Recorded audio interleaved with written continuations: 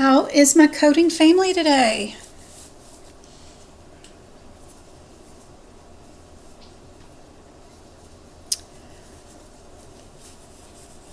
Let me see here. Bring up chat. Make sure you guys can hear and see me. Let's see.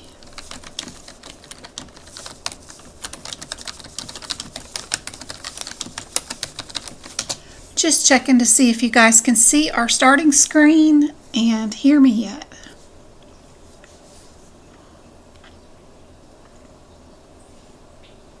Let me know in chat if you guys can hear me. Make sure I've got it going and turned on right. Yay! Okay, great. How's everybody doing? Yay, Cynthia, I'm so glad you're here. Hey, Joyce, Melissa, Angela, Go-Kart, Tasha, Leanne. Hey everyone, I'm still considered new, but I finally caught a live from the beginning. Yay! Joni, good to see you. Roman, Melissa, Angela, yep. Joyce, yay. Awesome, guys. Let me know if you got any questions today. Anything I can help y'all with. I haven't gotten to emails today. It's been really crazy. Lots of distractions and disturbances, but I did get some questions prepped for tonight. Somebody was asking for chemo and cardio. I got some of those and some E&M.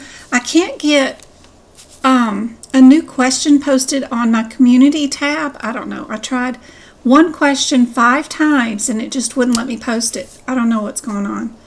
But hopefully I can get that figured out after our live today. I did clean up the website yesterday, so hopefully the mobile version of the website and the exam questions, at least on the practice page, are easier to navigate on your mobile device in case you're not on your desktop. And I went through the other pages and kind of cleaned them up. Let me get over here to our Word document for today. Here we go.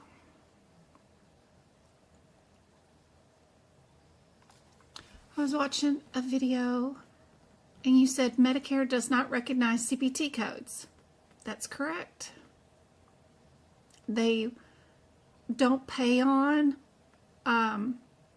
CPT codes. They use HIPPIX codes if you want to get paid for anything with a Medicare patient. You got to use a HIPPIX code. There are a few exceptions, but and they also don't pay for consultation codes in the CPT book, you know, any of those E&M codes. Even their colonoscopy code is in the HIPPIX book. So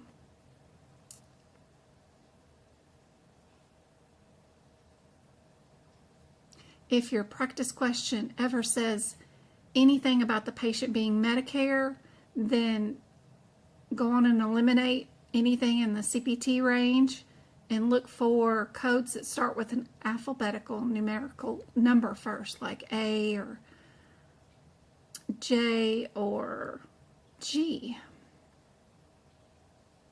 E&M, you have a hard time with. It takes a lot of time to learn E&M. I mean, I still don't know everything about E&M. It's crazy. I've been trying to download and find more Q&A from CMS where they answer our questions as medical coders. Like, okay, what if we have a patient who is admitted to observation and then they were admitted into the hospital? When that physician admits them to the hospital as an inpatient, what are we coding?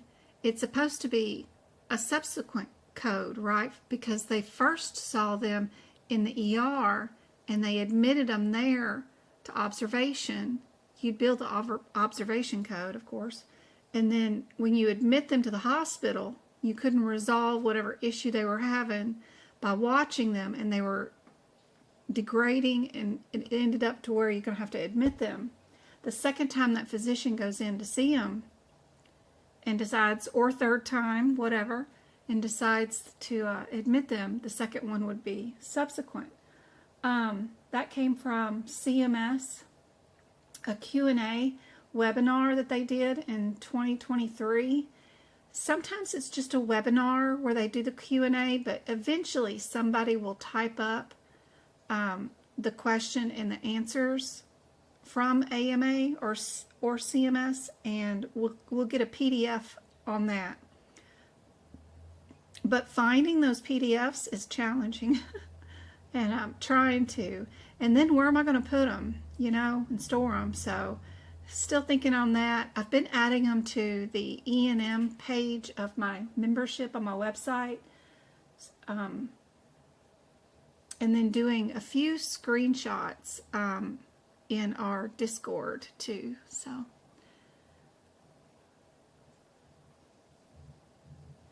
not a lot of questions on E&M like that. That's a really difficult question, not for CPC. CPC is more concerned with, does a patient qualify for a consultation? The note is going to say that they're having a consultation, but what they really like to test you on the exam is, do you understand all the little things that must happen before you can pay for a consultation? You have to see in the question that the primary care physician sent that patient to that doctor and is asking that doctor to see that patient for a particular part of their condition, not total care, like takeover care, but will you just look at their heart and let me know if they have a heart murmur, you know, something like that. And then that doctor, the specialist, will have to write a report back to the PCP giving them their opinion. If you don't see all that in your exam question, then you know they can't be paid as a consultation. You have to pay them as a new patient. That will be on your exam, 100%. And if there's Sally Sue went to go see this specialist and they wanted to go see it too, and they scheduled an appointment, that's also a new patient. If Workman's Comp sent them for a second opinion, you got to know how to do that on the exam. They're more concerned about referrals all the time. Hey, Julie. Hey, Yasmin. Good to see you. You're taking the CEMC exam the 4th. It is very difficult and very tricky. I've taken it. I've still got one more attempt on it. And I like to see the exam twice so that I can see it 2 times.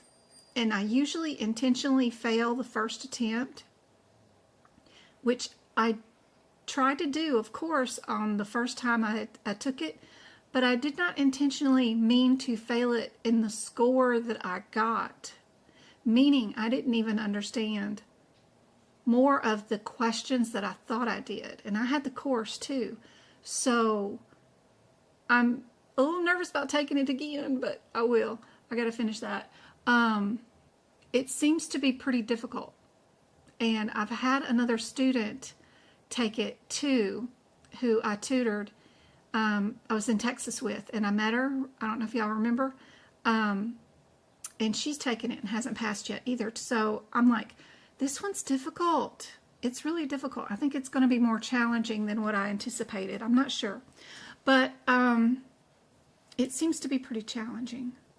I'm not sure what I messed up on. I wish I could see my old questions and then I'd know what I messed up on. But I know I intentionally meant to not pass it, but did not mean to not pass it. But like, you know, I don't remember if it was a 40 or a 50%, something like that. And it's like, oh, I didn't mean to mess it. I wonder what else I missed on it. Anyway, it seems to be pretty difficult. And I had no trouble with the CPMA, which is auditing, E&Ms. That's the whole entire thing, except for a few laws. The entirety of the exam and all the cases are all E&M auditing. And I did that certification exam in 2 hours. And it was 100 questions. And it was, super easy. But something about CEMC is very, very challenging. So if you still have the practice exam questions or access to the course, just be real careful about that. I got to go back and see what maybe I missed on. Audit what I think I missed. Anyway.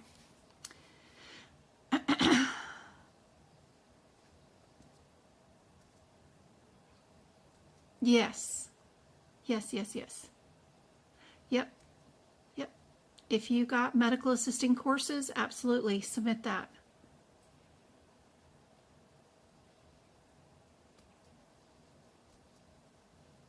The course? I took the course through aapc. Oh, but the certification exam.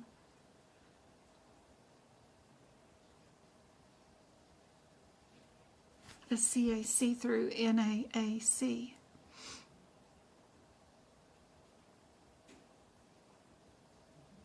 CEMC is difficult. I mean, I ran through that CPMA course exam, certification exam, and had no trouble. And then my grade surprised me on the CEMC, so I think it's pretty challenging. But I gotta figure out what we're missing here on that one. I think the last time I took it was in December. And I haven't audited it or looked back at it since then. If you were doing this particular exam question, what do you think the answer would be if you use the process of elimination, looking for similarities, looking for coding irregularities? Take a guess. Would we have 3 codes, 2 codes, 1 codes, or 2?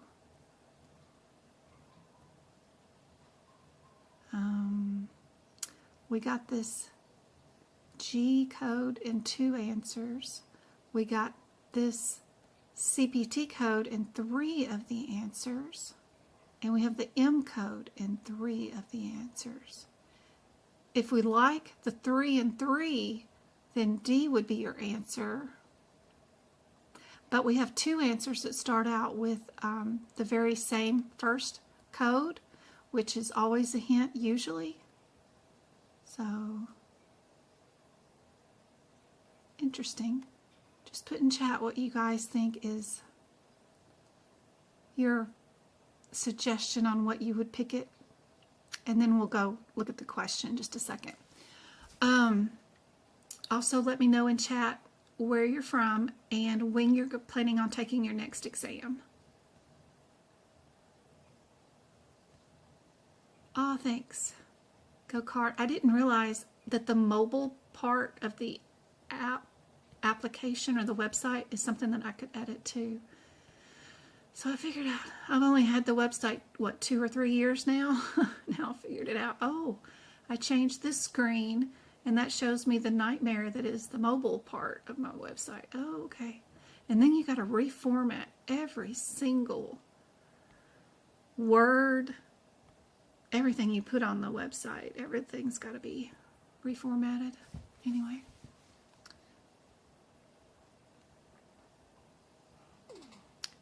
Those were questions on the CEMC as well.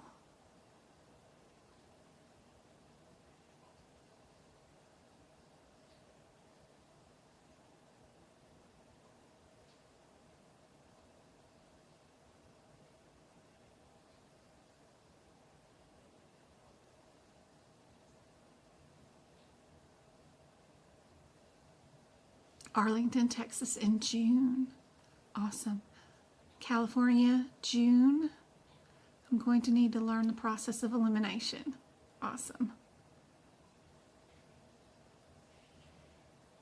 So most of the girls here are correct.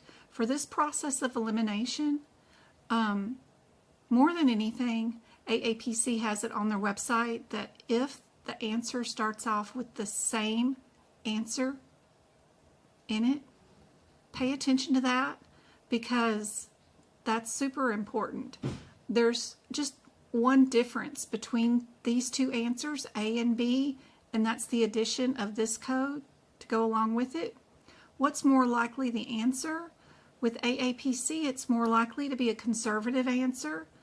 A lot of these questions are to see if they can put stuff in the question to confuse you and make you think you need to code more than what you really need to. So if it's just a difference between 2 codes and 3 codes, more likely the answer is B.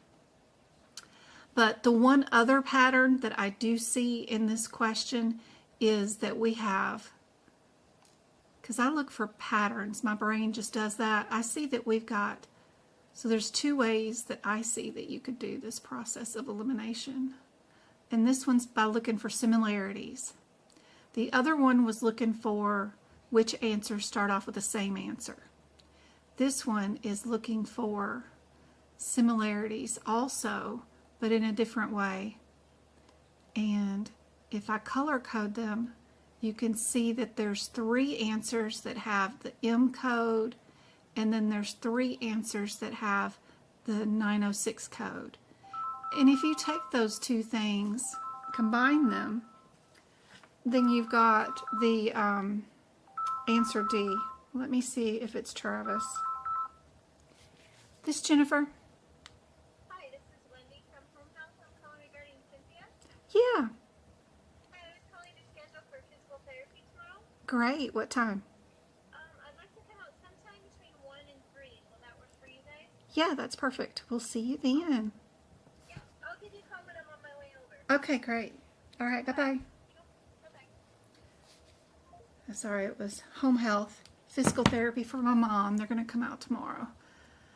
So those are the 2 processes that I would use. And until we do the question, I don't know which one's right.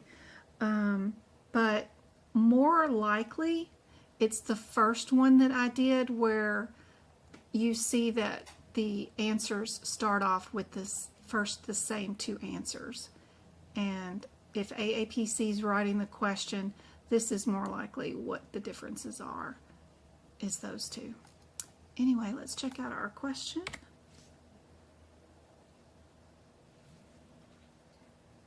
Now, what do you think the answer is when y'all get done evaluating that?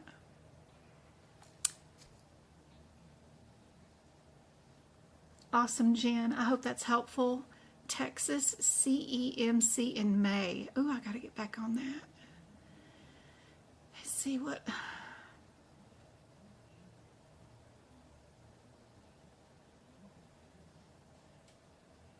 Colorado, still updating the books. Katie. Florida, March 16th. Next year, 2025.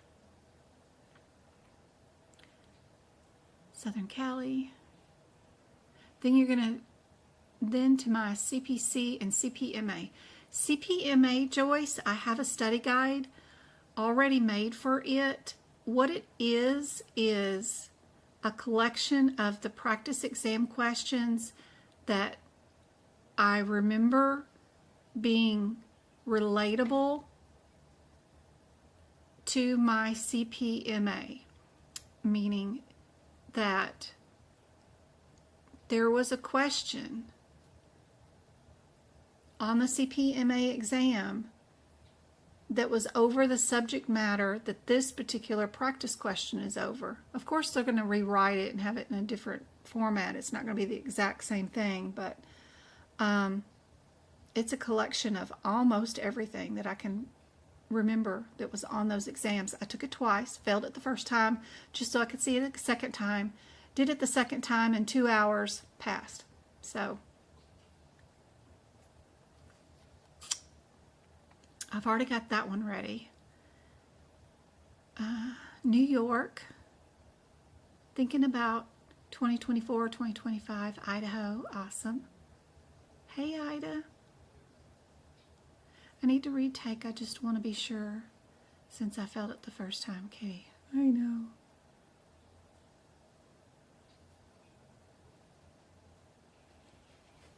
And that's as of January. What was on it? CPMA in January. What does everybody think the answer is for this one?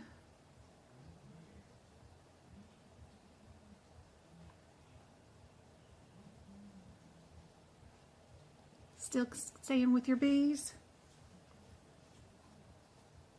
What is that M code? Did we even look it up?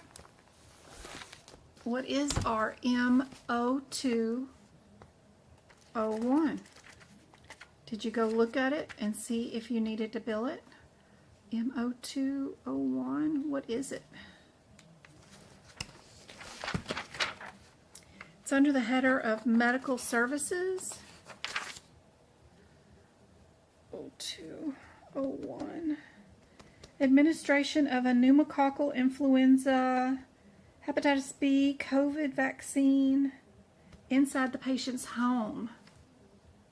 Did they give a shot in the patient's home?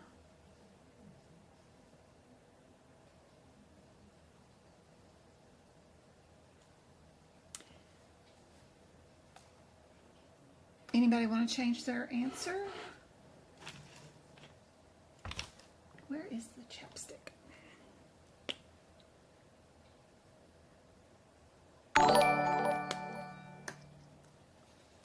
Ooh, what'd we do?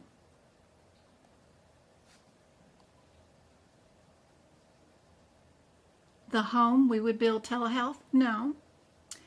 You can't give an intramuscular injection over the telephone, right?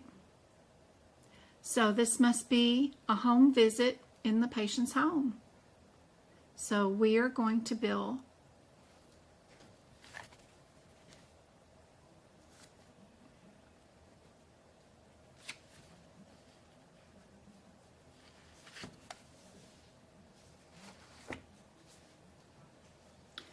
and another thing is when you're doing these questions, the only thing you need to worry about is the differences between the answers. When you're in real life medical coding, you know, in the doctor's offices or for the home health agencies or whatever, you're dealing with a whole lot of other information like, am I billing under the correct header? Do I need to add another modifier to this? None of that real life stuff needs to be in your head. The only thing that needs to be in your head is the differences between these answers. Am I billing a HitPix visit right here with 2 HitPixes and a CPT code? Do I have 1 HitPix code with 1 CPT? What did I do today? I gave pneumonia. I gave Prevnar.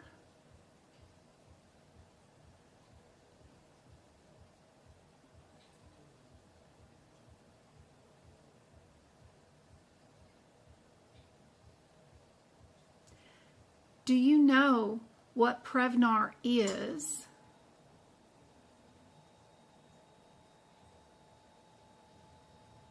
It's making you look like you're going to have to order or that you're giving multiple of something, just so you know.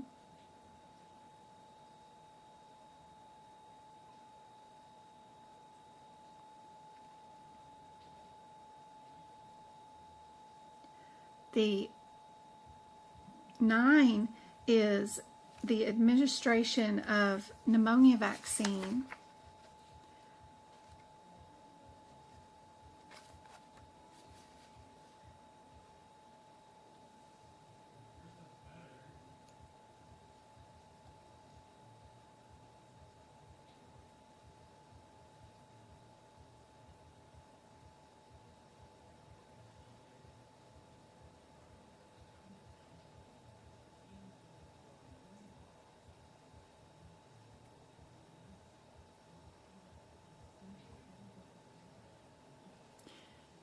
It says, in addition to the vaccine product and your administration code, the patient also met the prerequisite to bill our code M0201 because the patient was unable to leave their home, and there's documentation in the thing here that says the patient is unable to leave their home due to an injury.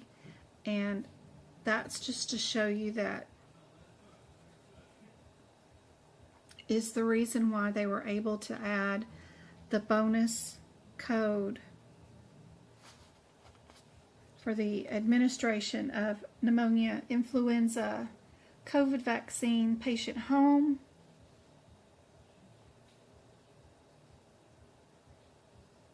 code. So we did get to do all three for this patient just because they were homebound. The way they wrote this about the Prevnar and the pneumonia, that's all the same. This is just a brand name of this vaccine. It's kind of making it look like you did two vaccines the way they wrote this, but anyway, it's kind of funny. Everybody see why answer's A?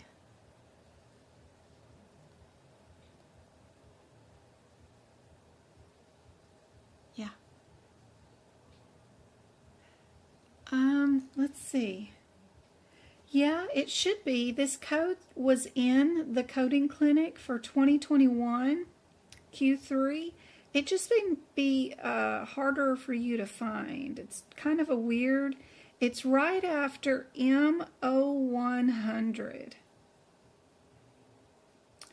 But it should be because it was written about in 2021.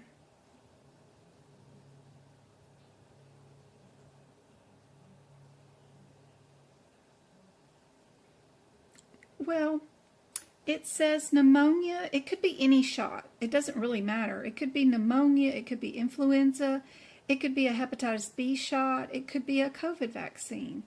All this is doing is paying them a little bit of money extra for going to the patient's home and giving them the vaccine in their home for gas mileage, I guess. Something like that. Or being able to have a sharps container mobile in their car. I don't know what it's paying for specifically, but the CPT code up here is for the vaccine, Prevnar. The G code is for administering it, paying for the syringe. And then this code is for the gasoline to the patient's home. That's what I'm assuming.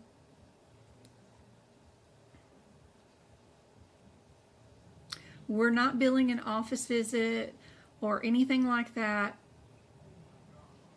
You know it's going to be a consideration in real life, but don't let real life things that you're supposed to be thinking about even enter your head when you're doing these questions, because that's just slowing you down. The only thing you need to worry about is which one of these answers is the most correct for this situation. And that's it. Don't let any of your real life scenarios, insurance policies, plan of attack, nothing. Don't let none of that enter in your head. Only deal with the info that's on the exam. A lot of people that are already in the medical field and have been doing billing for a long time have a really hard time passing the exam because they're too busy trying to medically code these examples when that's not what we're doing. All we're doing is finding the correct answer. That's it. You're not medically coding these situations. It's already coded for you. The answer is in front of you. You just need to pick out the correct answer. What do you think the answer would be for this one? Just by looking for similarities, coding irregularities, and counting the amount of codes, what's more likely to be the answer.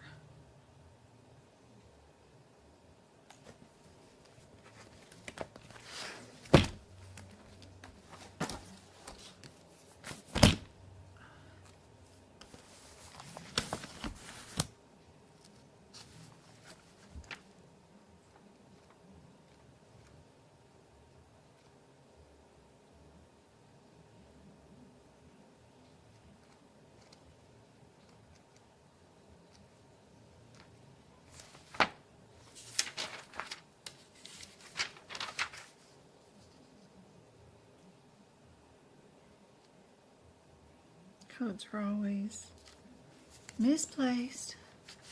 500 pages away. Such a pain.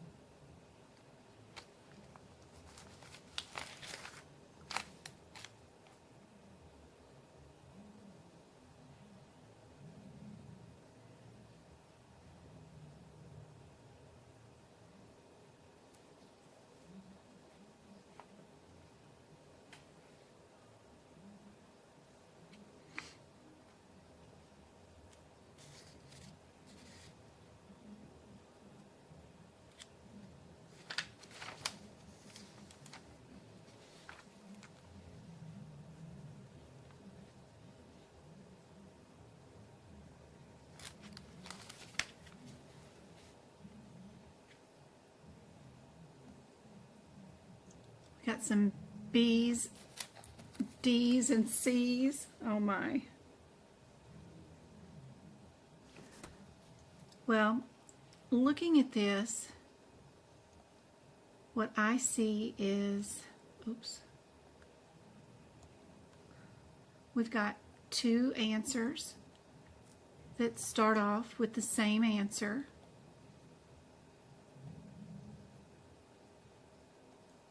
That's where we're going to hyper focus on, because more than likely the answer is one of those.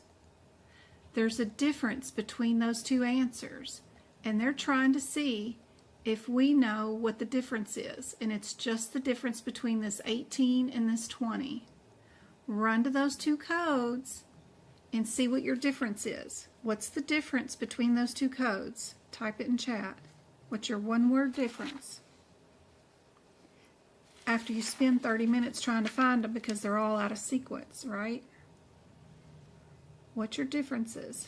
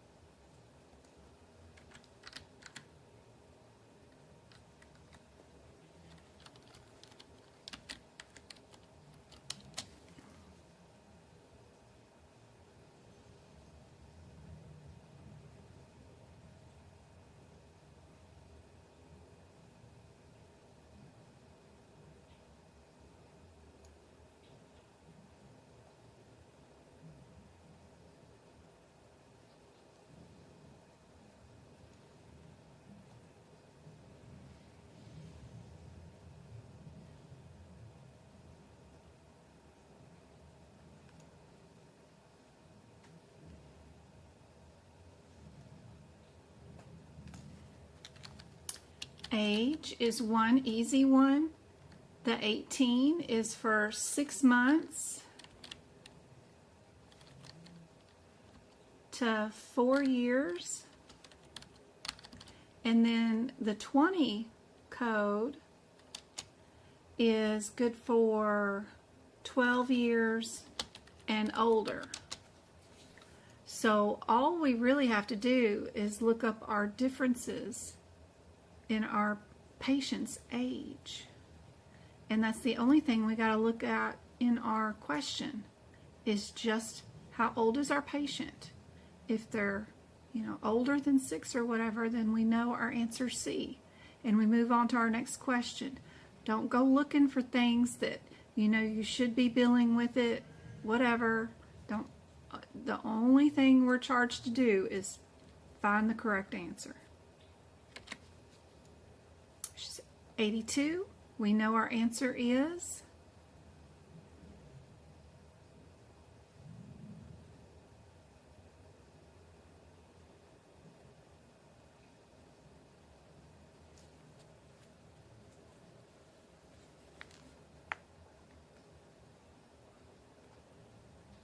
and remember, during your exam, you will not have anybody there to tell you what page number it is. You have to get really good at finding these codes. It's so infuriating. Good job, guys.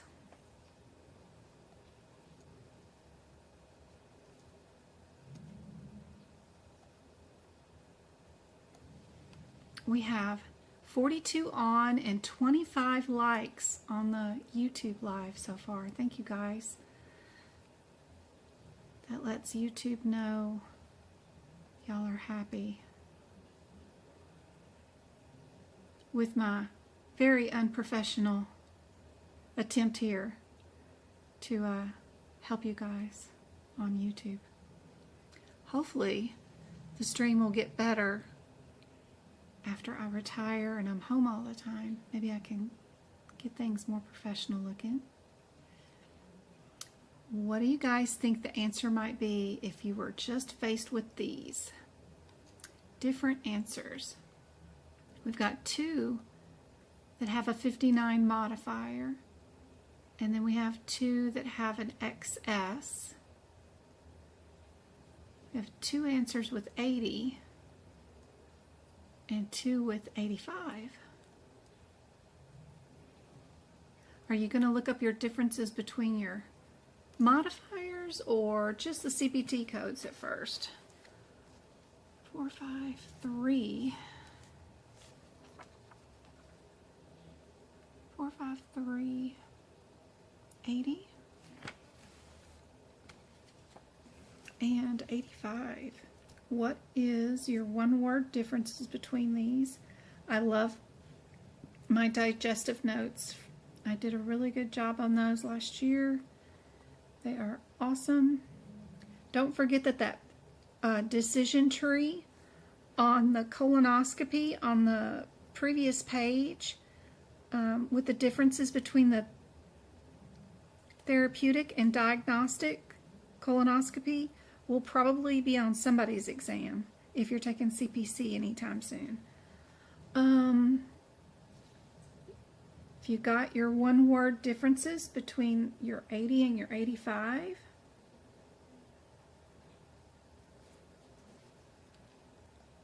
check your question. Which one did you do?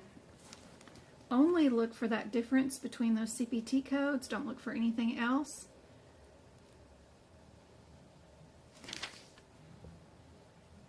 Did you do a removal or did you do a biopsy? How do you tell if what you did was a biopsy or if it was an actual removal of something? That's what they're testing you on. Do you know the difference?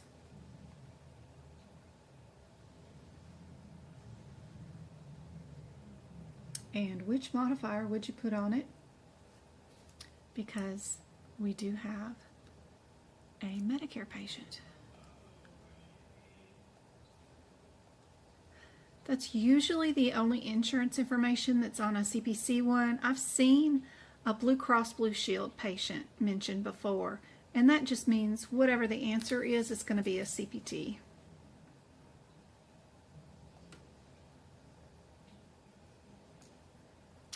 Cynthia, the XS code is inside your HipPix book. It has all the modifiers in them.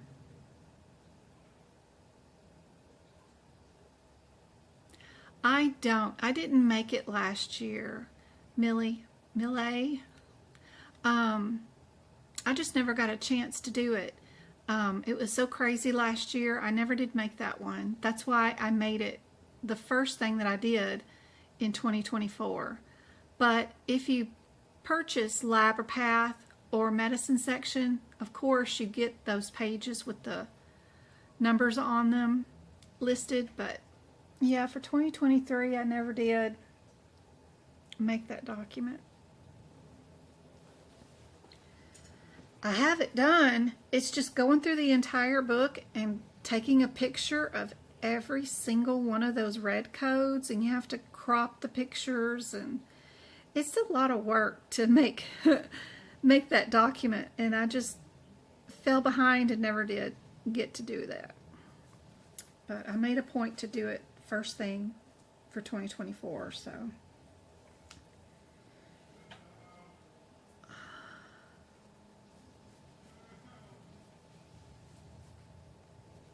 What do you guys think the answer is?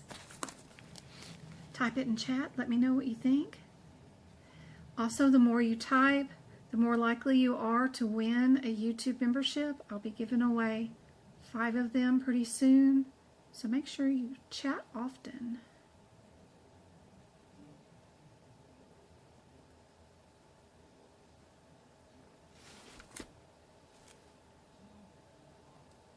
I don't think I have a correct answer yet.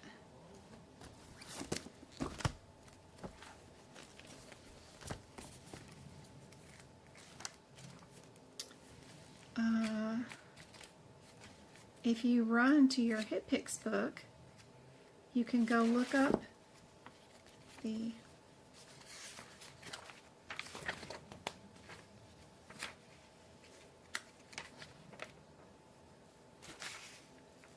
XS means there was a separate structure, a service that is distinct because it was performed on a separate organ or structure.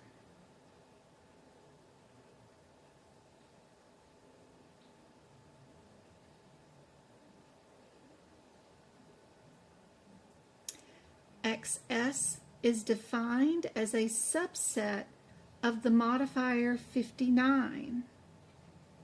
Instructions state that the provider should not use modifier 59 when a more descriptive modifier might be available, such as XS.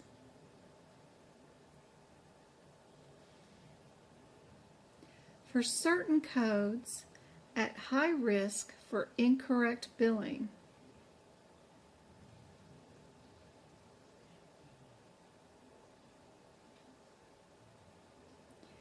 it says that XS is a more selective version of modifier 59, so it would be incorrect to include both modifiers on the same line.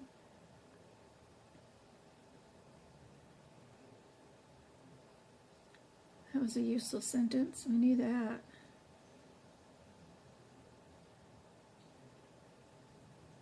Check your national edits so that you know where it's not going to be allowed. Check your local edits also. Blah. Tip: contractors recognize modifier XS as a separate modifier, and the system allows the provider to report multiple lines with modifier 59 and XS modifier. However, the system aggregates lines with the XS modifier along with lines that contain 59 modifier whenever it collects the modifier 59 lines. I don't know what that means. However, the system aggregates. Okay, why don't y'all speak English?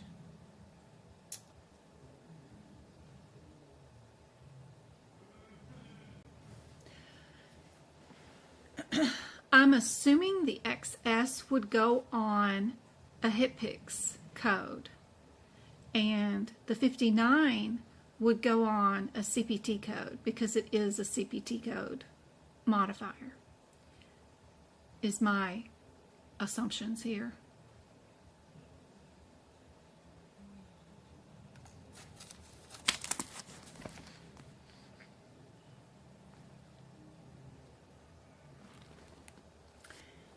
And we removed a polyp with a snare.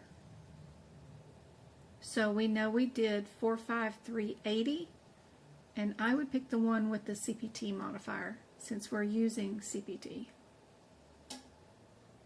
So B is your correct answer.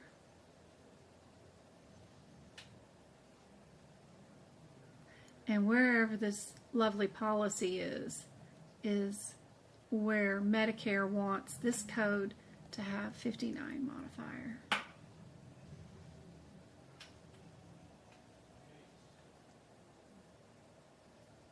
Somebody saying amen.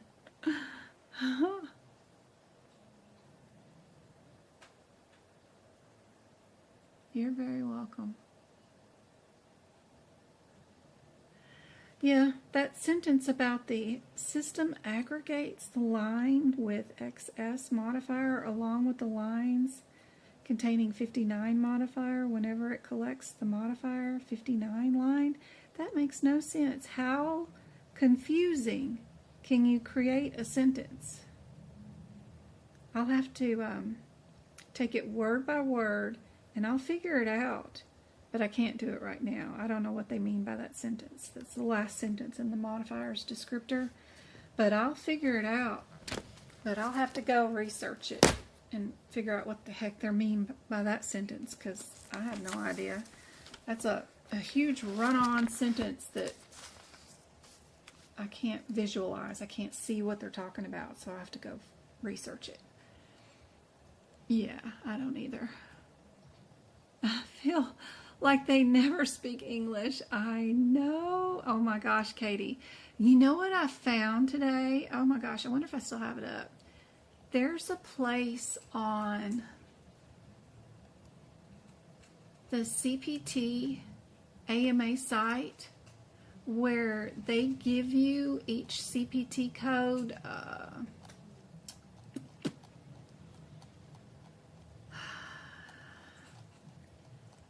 You know how sometimes they, I don't know if I can find it,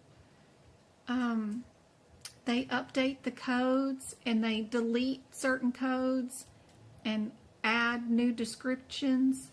Well, you can actually apply to have a code fixed. Where am I at?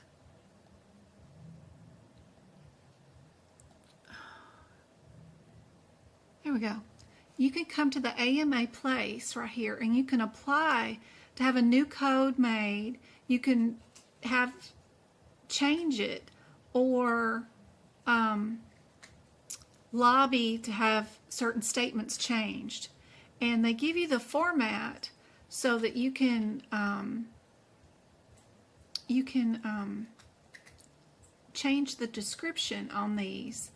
So I was looking around at this to see what they were talking about. They've got a video here and another one, and then it's got all these PDFs you can download and literature about it, and you can submit to them to get it fixed. And boy, I have a couple right off the top of my head that I know that need to be fixed. I mean, the whole book does, but Lord, if I ever get enough time. Change code request form. They've got all that here. If anybody wants to sit there and get it done, you can get it done. It's crazy. There's your smart application. They got some websites on how to do it and what it would look like. But anyway, they have that on the AMA website. One of these days when I learn how to clone myself. I know I want to be on that editorial panel one of these days, but we'll work on that later on.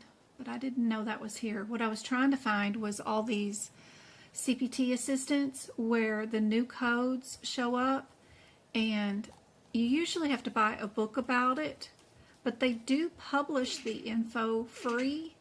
And if you can save these PDFs, you don't have to buy the book. The good thing about these PDFs is when they do come out with the new codes, they do give you a longer CPT descriptor for the codes. And then they also give you clinical examples of how you would code them. Like right here, a typical patient would, and then they've got the description. And then what a typical patient would look like for this code. These are new codes. These are handy. Now, of course, you can buy these volumes of books, but you have to buy for every single year. But they do issue them out for free, but you have to capture it the day they publish it. But it's one page at a time, and then you'd have to put these PDFs together to build your own book. But I don't know. But anyway, I was looking for one of these immunizations. That's where I was at. Researching this. They've got the new monkeypox and stuff, and I didn't know that you could go in here and actually, I thought you had to be on the committee to have the CPT code changed, but you don't. You can actually submit one if you wanted to, and then they'll have the panel review it and let you know.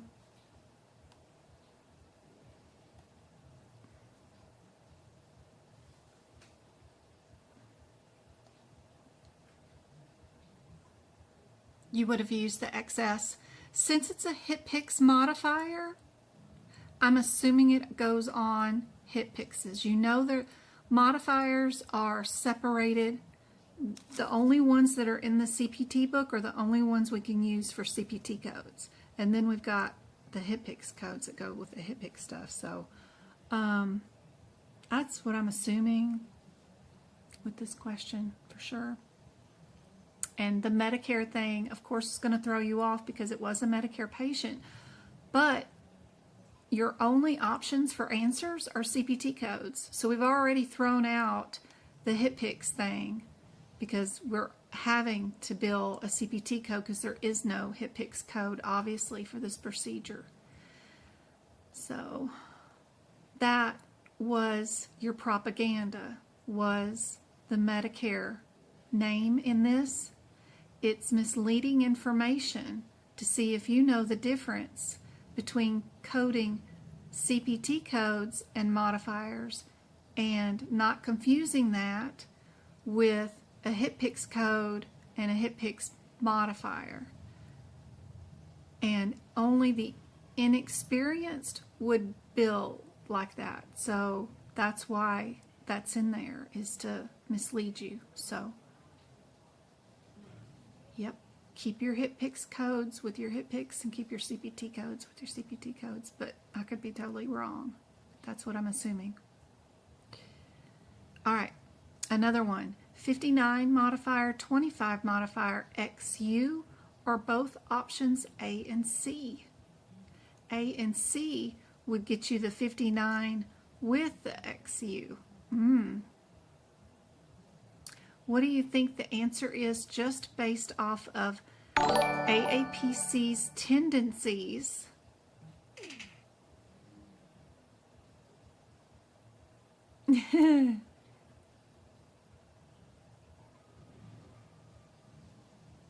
You're welcome, Tanya.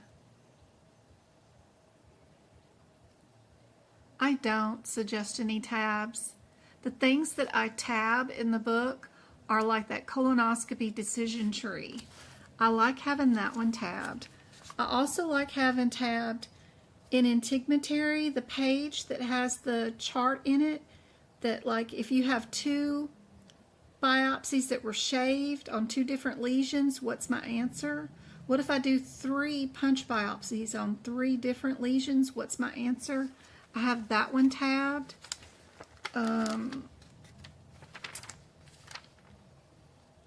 In musculoskeletal, I have the page tabbed with the definitions of the different procedures. what's the difference between a corpectomy, a fossectomy, forectomy, and a hemiarthroplexy, whatever. That page is important for when you get that definition thing. Another one is that ECMO and ECLS decision tree. I like to have that one tabbed. Definitions for the different procedures in endoscopic decompressions of the spine. There's 6 definitions of direct, indirect, open. Those pages in the nervous system, I have those tabbed.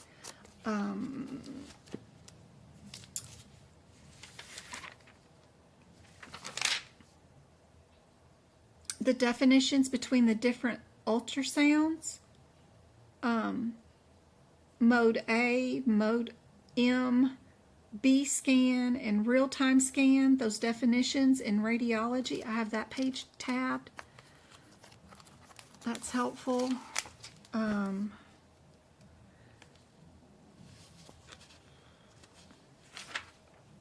Is that the different definitions of all the defibrillators and stuff in the medicine section?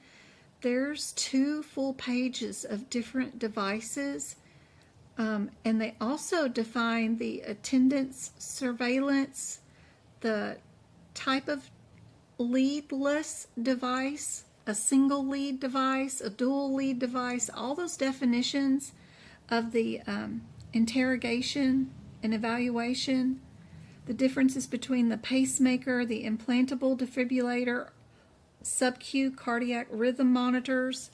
All those definitions are listed in the medicine section. I tab that page. The EEG table in medicine is one that I tab. The 600-ish page, somewhere around there in Lab and Path, that have the definitions of the acronyms in Lab and Path. That one I tab for sure. There's a checklist that's around the codes of like 97153 and 55. There's a chart there, and the injection ones, the 97152, the 97153. There's some charts about those. Those are often on the exam, and I've tabbed those. The chart at the back end of Appendix J with the carpal tunnel and telling you how many things are included in those.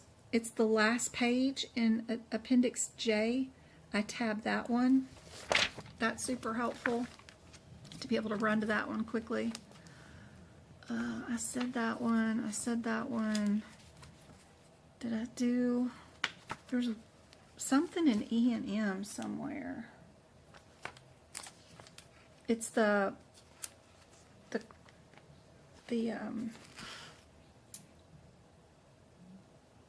one about the complex coordination, whether staff does it or MD does it. There's a big chart in MDM with the case management. That's the chart that I tab in E&M.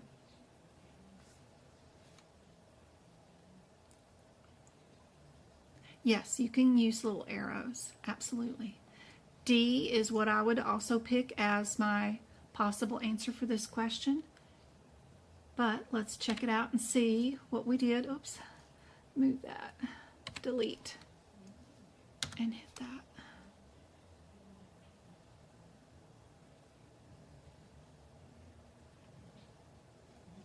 Again, we got our Medicare patient. We did a wellness exam and a separate identifiable E&M service on the same day for a Medicare patient. what modifiers would we need to attach? Ooh, that's a really good question for the exam.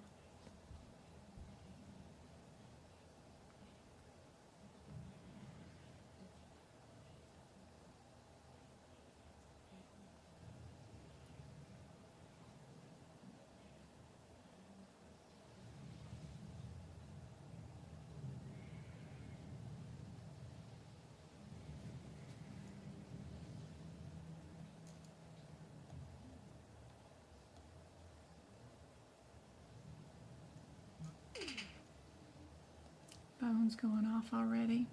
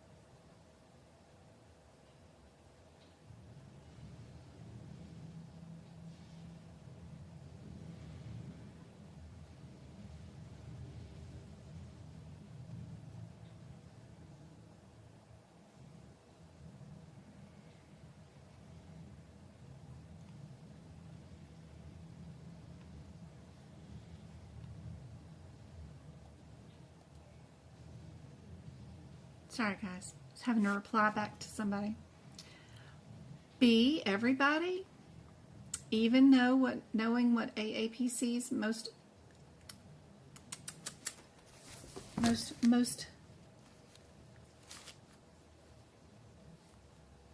happy answer usually is XU is an unusual non-overlapping service. The use of a service that is distinct because it does not overlap usual components of the main service.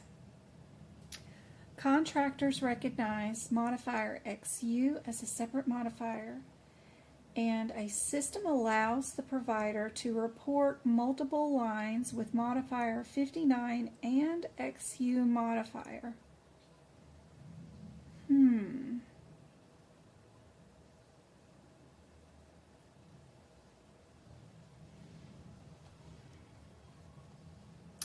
Depending on the payer's policy, you would append the evaluation and management with either modifier 59 or XU as unusual non-overlapping service.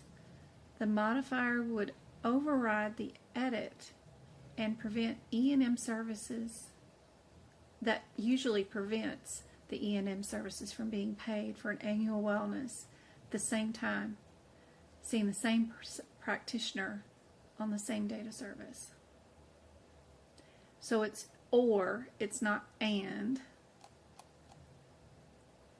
Option, yeah, it's or, so that's good.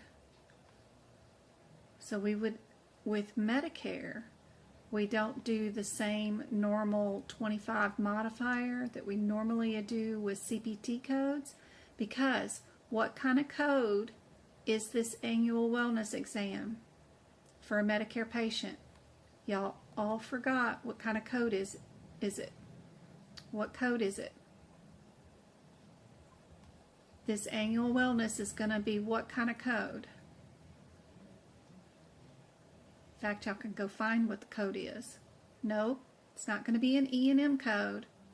You remember, you have a Medicare patient. What's their code for their annual wellness?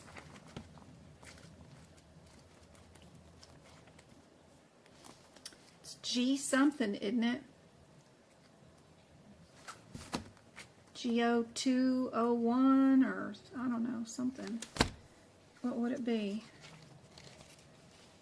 G. If you've got my Hit Picks notes, you know it's one of the codes that you had to highlight. Where is it? Where are you? What is our annual wellness G code?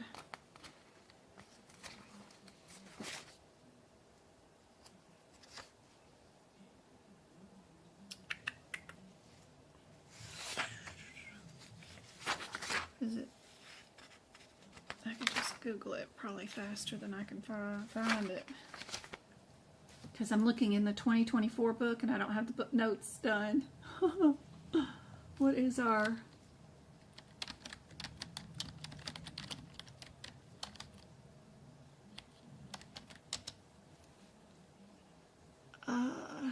GO4, I was looking at the wrong number. GO439.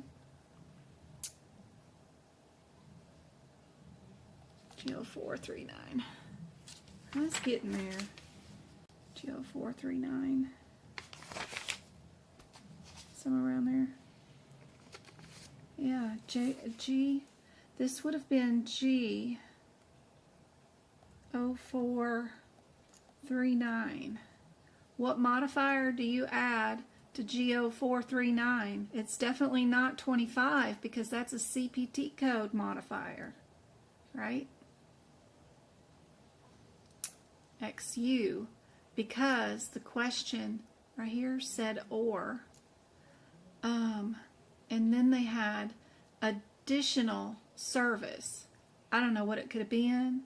It could have been a CPT, you know, like another office visit to check for their diabetes. I don't know. And it would have been a 99213 or a 214 if they did prescription drug management, you know. And that would have needed the 59 or whatever. One of them, irregardless. Whichever one was needed to go first, depending on the hierarchy.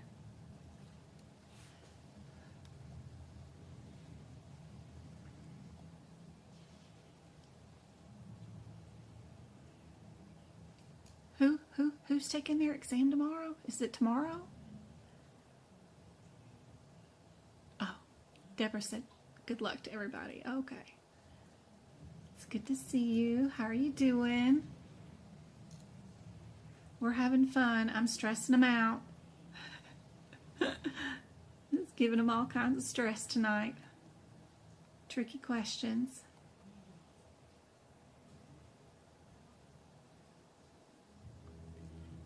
How do you code a diagnosis of ICP in a patient in the 3rd trimester of pregnancy? Do you remember a guideline in the ICD-10 book? And you were highlighting them, going through them, giving them one good read?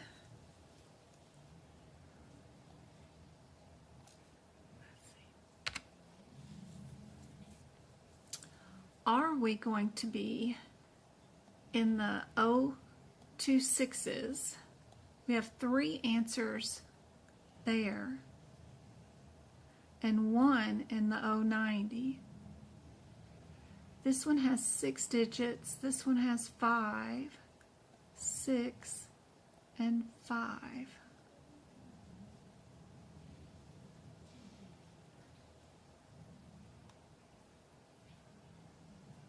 We have a difference between the 1, 2, and 4 of the 3 that do match.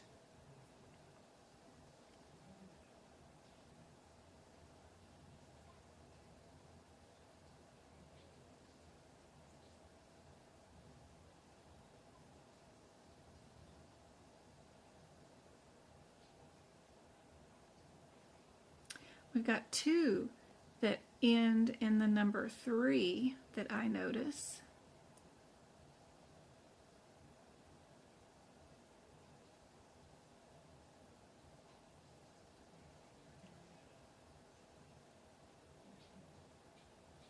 you guys think is the answer?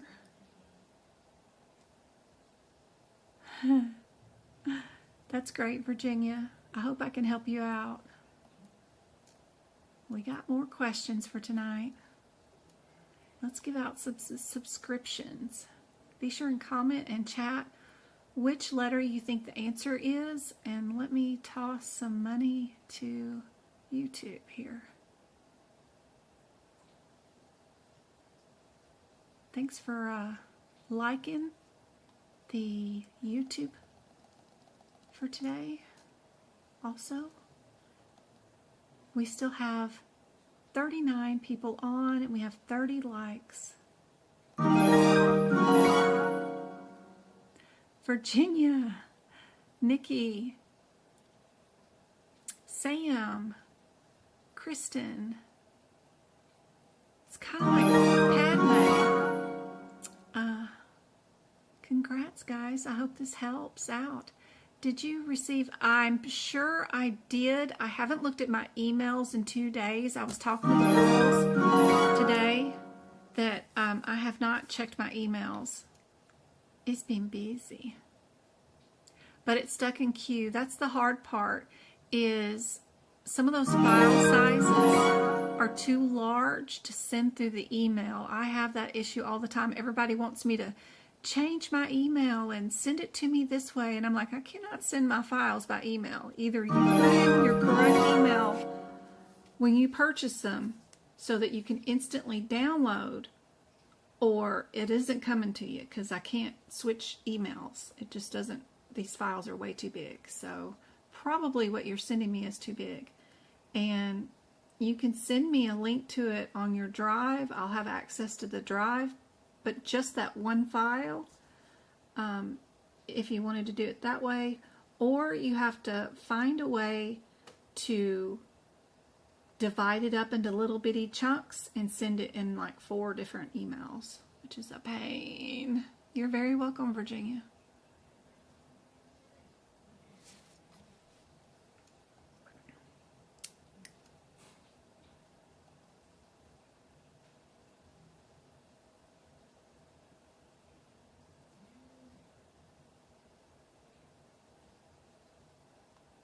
Leanne. Absolutely, it is a good job. Just had to pick the 3rd trimester.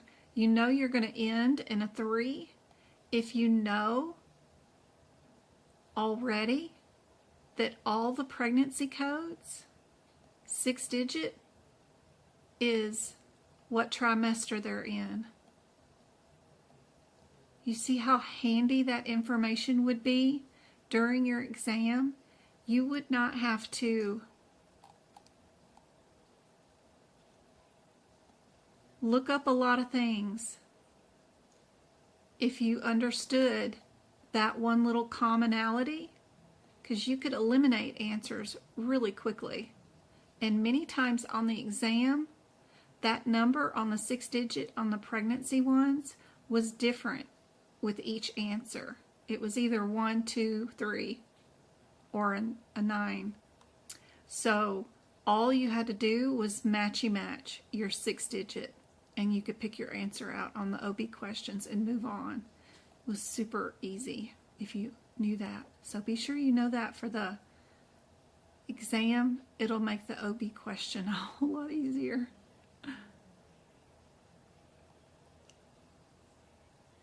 All right, next one. What do you think the answer would be based off looking at the answers, looking at our differences, thinking about what you've seen before in other practice questions, what normally goes first, what normally goes second,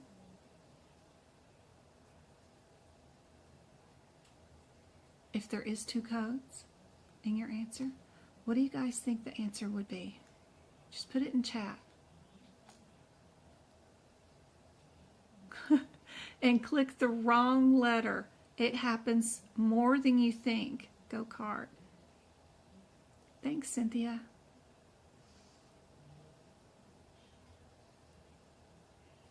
Just symptoms, no Z code. or we're doing both codes.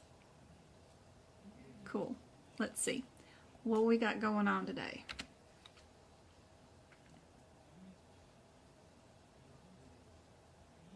Loss of appetite.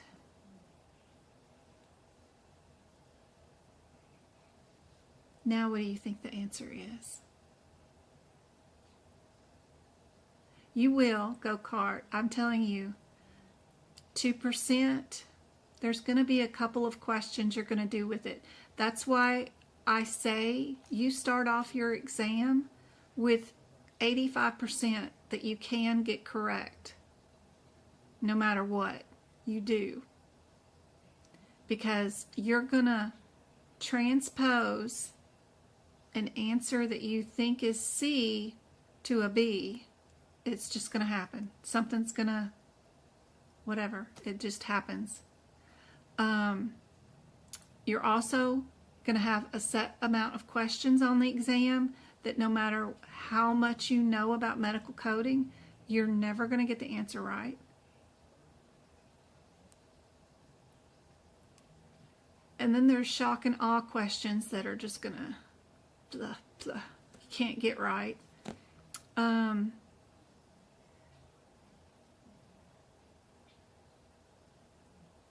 So 85%, you're already starting there. You only have 15% grace on the ones you know how to do and find the correct answer. So that's why it's so difficult.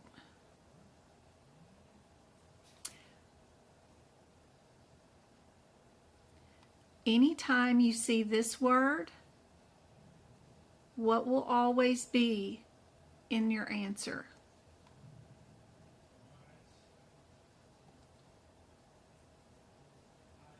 What will always be in your answer when you see that word? There you go, guys. Perfect. So, with this patient, you know you have to have a Z code because you see the word screening. So we'll get rid of those. And then we have loss of appetite, which is a symptom, right? So what dragged this patient in today to the office off the couch was a screening due to their symptoms of loss of appetite. So good job. C is correct. Do it in the order that it comes up in the question. I never see them do them out of order. This is number 1. This is number 2.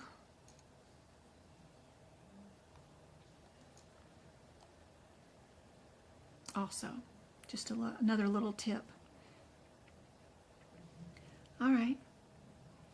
If you see this situation, what do you think is going to be the answer based off your history of practicing tons of questions in the M's and the G's? We know G, I think, is like pain, right? And then M's are like bone or muscle issues. We do have 2 that are in the M25 and 2 that are in the M17. I would look up those 2 differences. Don't go down to the individual digits of all this mess because that's unhelpful. You can quickly go to M17, see what that header is, and then quickly go to M25 and see what that header is. Check your question. There'll be a distinct difference between those 2. And then you can eliminate 2 answers really quickly. Then you have to also, by stopping at the M25 or the M17, that's where your guidelines are going to be. Hint, hint. And that area is the only place you can find out if you need a secondary code, like pain or something else that can go with it or not go with it. Your laws will be there at your 3 digits. If you go straight all the way down to the 5th digit, you're going to miss all your guidelines telling you if you can add another code or not. So, super helpful there. What did you guys think the answer is for this one without looking?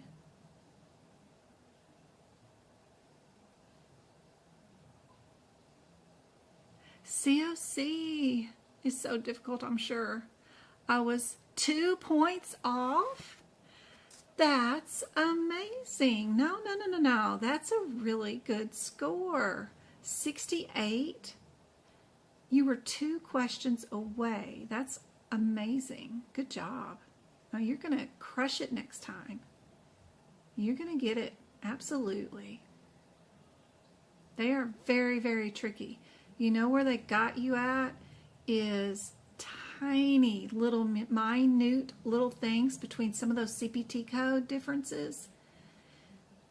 Knowing that a screw and a plate means an implant,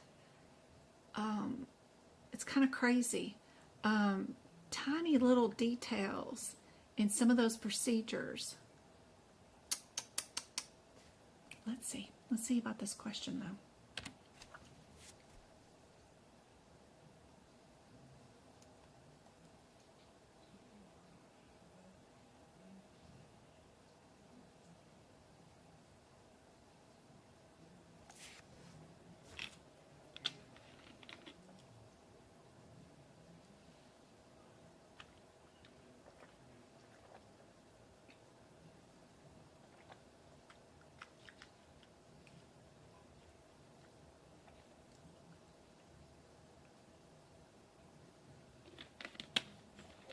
All right. What do you guys think the answer is? Would we have 1 or 2 diagnoses? Now I know you people that work in the office are already going, where's the annual wellness code? Where's this? Where's that? No, we ain't doing that. Our only thing we're concerned about is the differences between these answers. Don't go looking for things that you know should be coded but aren't being coded. Don't worry about it. Don't let that stuff enter your brain. You got to focus the differences between these answers. If it was C and D, we would see this. If it was A or B, we would see this. That's the only thing you're looking for. You cannot prove yourself as a good coder during these exams. The only thing you need to do is be a good exam taker, because the answer's in front of you. It's already been coded. Only look at the differences between those answers and then look for that difference in the question. That will save you.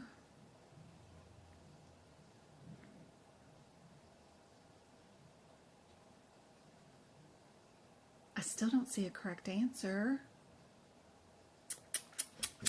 Where is my diagnosis code book? Oh, where am I at? Okay. A, B, C, D, E, F, G, H, I, J, K, L, M, N. Let's see. Obviously, we got a big issue. Let's see what M17 says. What? M17 says what? Osteoarthritis. What does M25 say?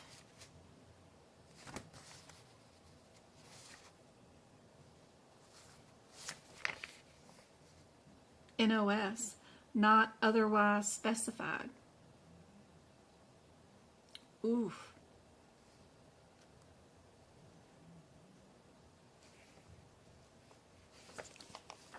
If it was M17, you've got a guideline, I bet, with this. 17, osteoarthritis.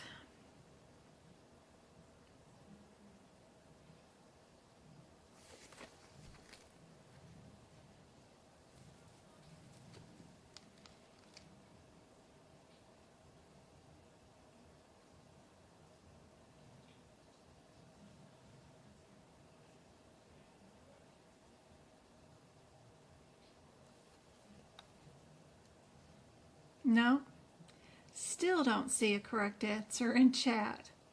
No one has it yet.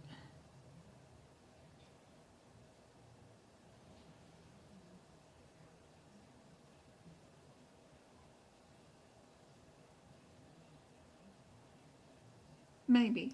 Who knows? Let's see. During an annual wellness, chronic pain due to left knee pain. If the provider notes patient suffers with chronic left knee pain, you would report this pain and that one other chronic. Do not report G89 code. However, if the patient documents underlying diagnosis such as M1712, unilateral osteoarthritis of the left knee, unless sole purpose of the visit is pain management. How is this when they say that is M17? Oh. Maybe I just put the wrong answer there. Maybe. Because it says M17, right? The left knee, unless the sole purpose of the visit is pain.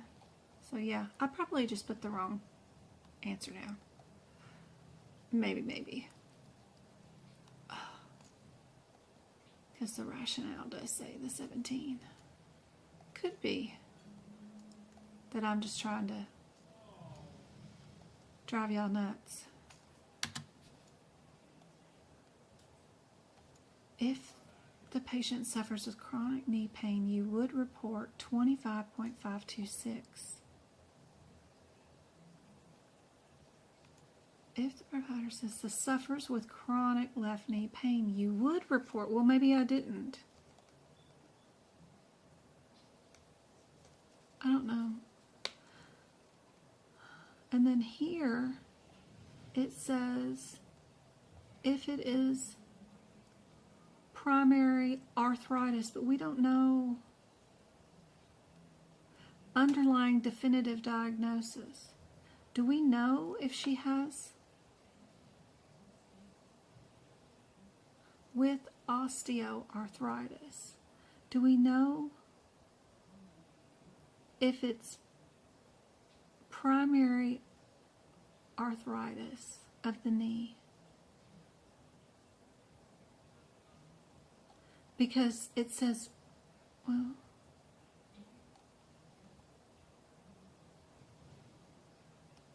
if the provider writes, patient suffers with chronic left knee pain. Where's my pain notes from last year? Hold on, let me get out my, I know I did up all the notes for pain last year in the G's. I did these last year. The notes are the year before, somewhere around in here. Where's my notes? It's been like 2 years since I looked at pain ones. Pains are confusing. I always have to write them out in my ICD-10 because I get them all backwards. Let's see. I let them talk me into something else. G89. Ooh, there's my pain notes. Lord, y'all should see these. They're so good. I don't even know if I put them up for sale or not, but they're good. Let's see what I've got here. Where's the camera? Add. Oh, let me turn on some lights. It's dark in here. Where am I at? Video device. We got one? Yeah, we got one. Alright. I don't even know if I put all these up. I don't think I did. Make a copy of them, but I've done them. Where are we at? The reason for the visit is not because of pain. Control. We got it because of osteoarthritis. Do I have the M codes here? I wonder.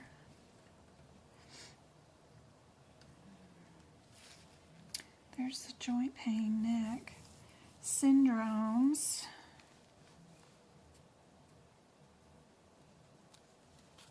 cancer, pain due to psych.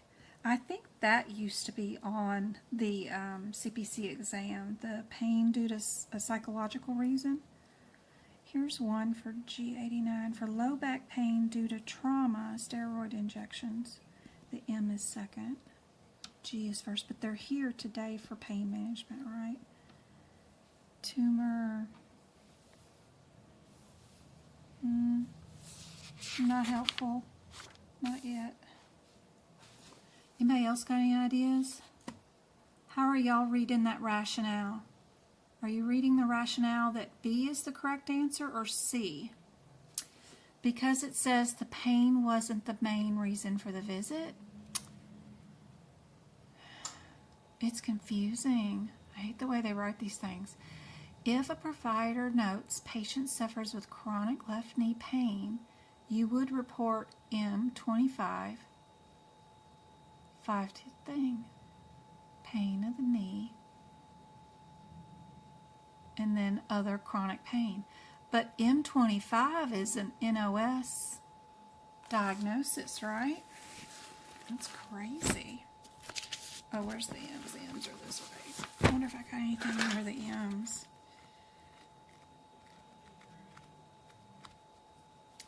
M25. M25, 5. No, I don't have anything here. M25, that's just like other joint disorders. It's like NOS. Excludes 2s, but there's no excludes 1 that's an actual includes.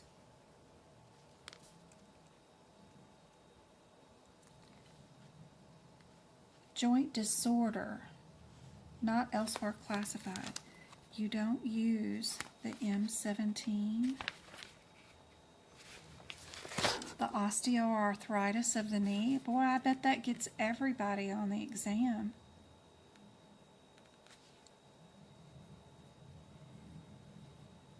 Because I think I would code arthritis of the knee with this question if I was picking a difference, right? That's what I would do. Is there a guideline? Because there's no guideline with our M17. Did they forget it? A lot of times the guideline, like here the M15, you've got your guidelines that would be attached to this if there was any. Of course, right here with this one, you've got the code first, those kind of things. Where's our guideline that would be telling us something like that? Maybe that's in pain. Maybe it's back over here with the pain codes. M89. M89, it might be with the pain. Pain disorders related to psychological factors. Yeah. Code tip when a patient presents for pain control and management as primary reason for the visit. Yep.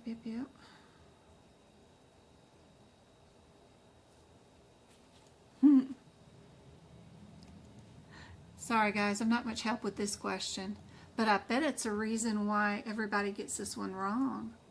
Because, yeah, maybe I didn't do that wrong. I don't know. Maybe B is the answer. But that would be a really good one to write in your ICD-10 book so that when you see, it seems like it would be a simple answer, that it would be the 17. But this note that says if your patient suffers with chronic left knee pain, you have to report the M25.562. Even if you've got an underlying diagnosis. I don't know. Very strange.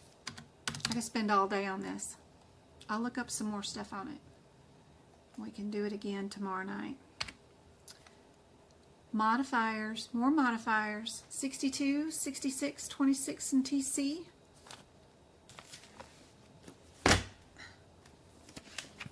Ugh.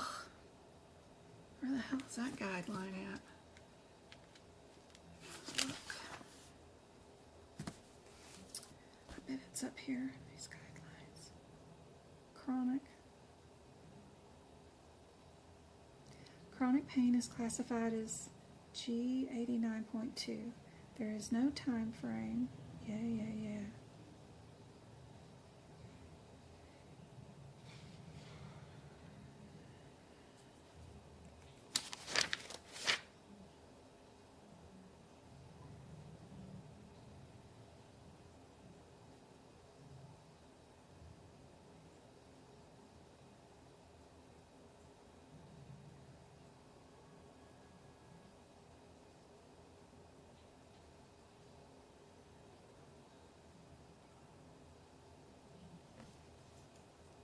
What do you guys think is the answer for that one?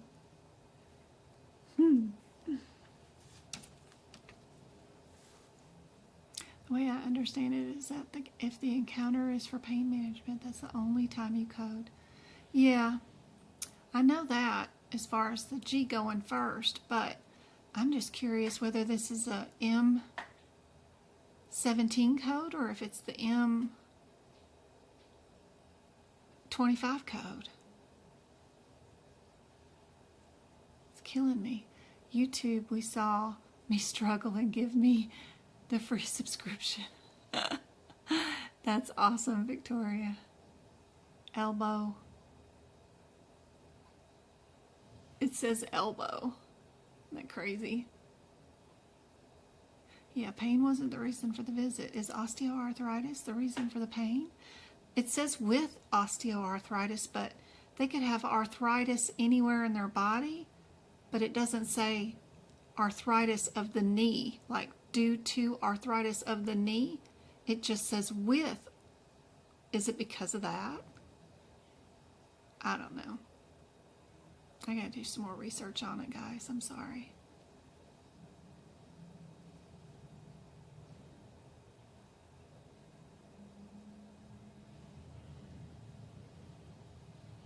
Hey, Jasmine. Good to see you.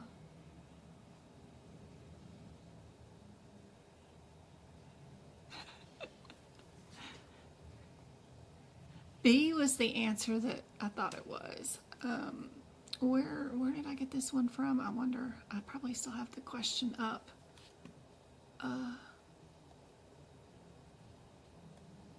We can look at it if I can find it.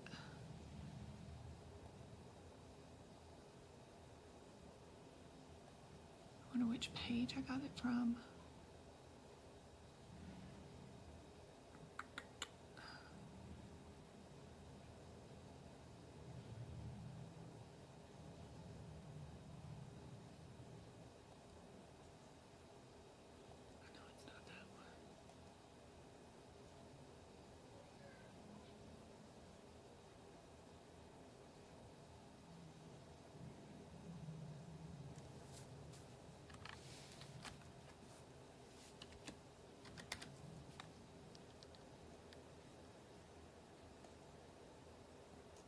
Not gonna be that one. Not gonna be that one.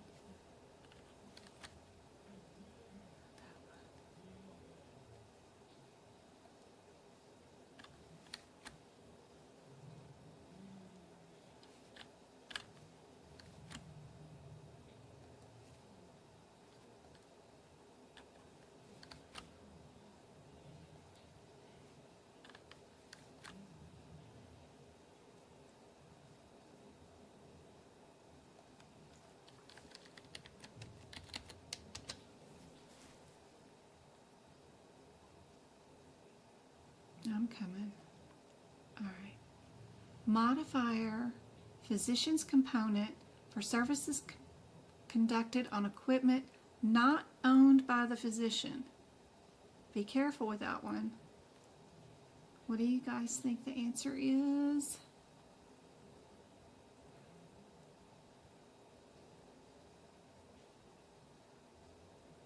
Do you have a modifier note? The CPT explains that are hard to understand. Random question. Do you code acute kidney failure and end-stage renal disease for the same patient during a hospital stay. Acute renal failure and end-stage renal disease. Isn't there a guideline for that?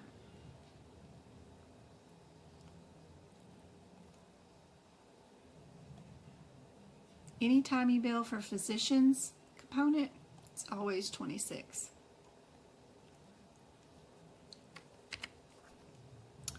Chronic low back pain here.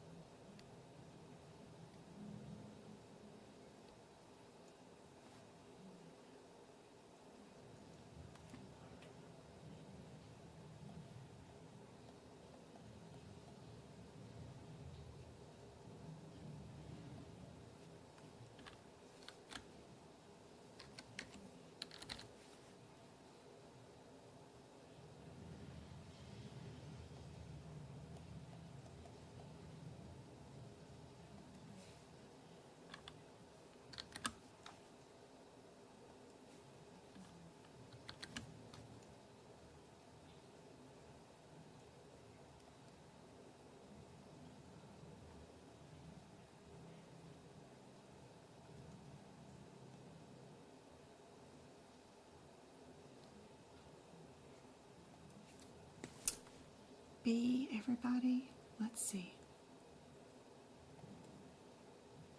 Restore flow and chi. We really have the ability to restore our chi. Good job. Perfect. I did find,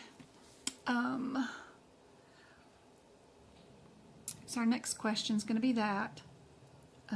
But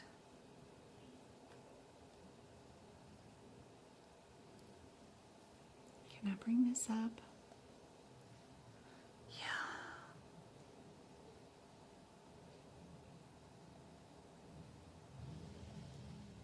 Right here, the CRC question has arthritis of the bilateral knee, but the way it's documented, it says bilateral knee pain consistent with osteoarthritis of his knees.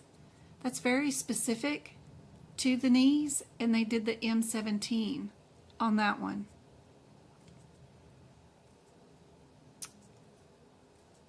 So I'm thinking that the way it says, we've got with arthritis, but it doesn't say of the knees at the end. It just says knee pain with arthritis, but it doesn't say where the arthritis is. But this one does. I don't know. Does that make that big of a difference? And you got to go to M25 when they don't say of his knees? I don't know. Very interesting. It's a puzzle, and I will solve it one of these days. Are we in the 97-810s, 97-813s, or are we in the musculoskeletal, or none of these? Oh, another acupuncture one. Where would we be?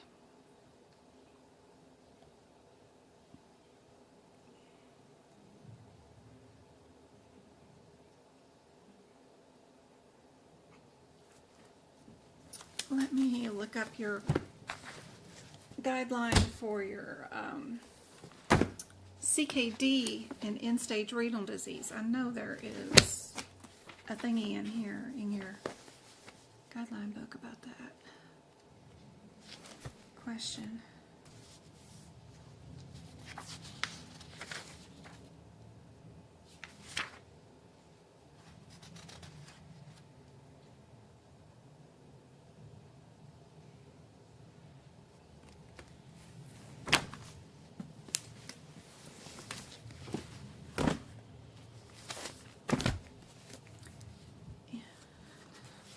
Oh gosh, my back.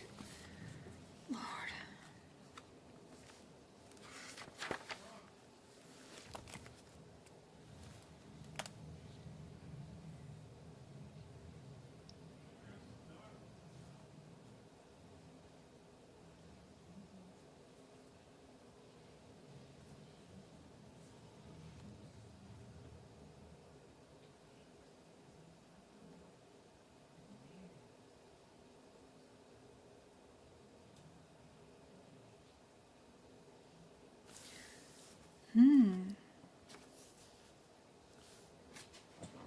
In 18.6.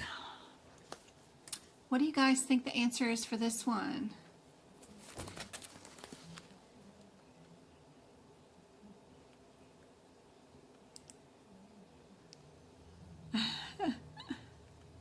I still don't see the correct answer for this one. What's your description of your CPT code that you guys are picking? 978. 978. What do we got going on? 978.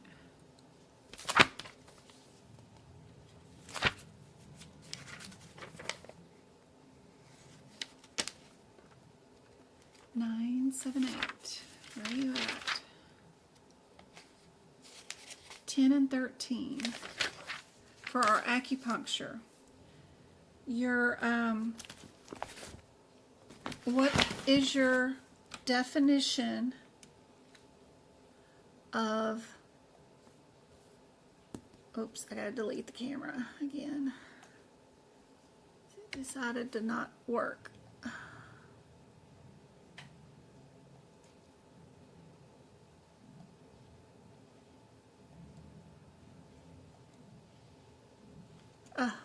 What in the world are you doing now?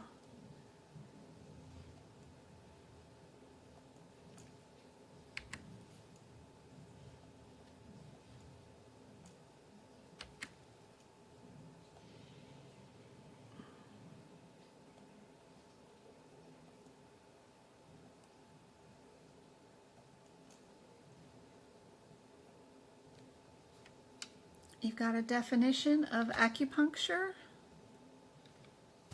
right?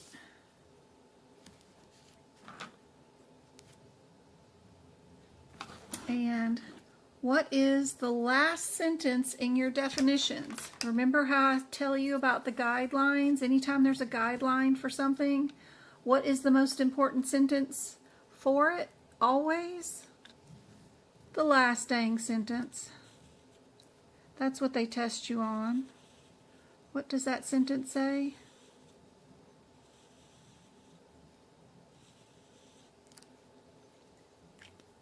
It's always the last sentence. And then right before the codes start off on the very next page. They know that those guidelines are on the previous page, not where you're at, and then it's always that last sentence right before it. Yep. You're so bad. So sneaky. Sneaky, sneaky.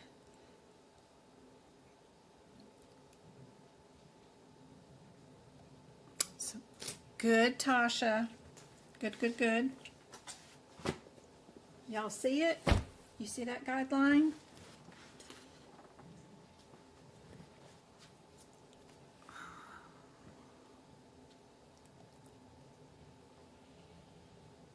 We still got 30 of you guys in here and 39 likes on the YouTube live. Thank you much, guys. Yay. All right. So anytime you see the word acupuncture, you're also going to remember to always look for dry needles, right?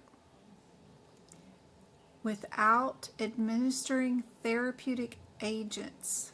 That means they don't have any kind of numbing or medicine in them. You're just sticking straight needles into them, which means the dry needling or trigger point acupuncture. So you're going to add that description to these codes to remember to look for no therapeutic agents. You're also going to look for the words trigger point acupuncture or dry needling. Move all those words to these codes so that you know to go here and put a red flag on it. Don't code here, go to musculoskeletal. Super helpful. All right.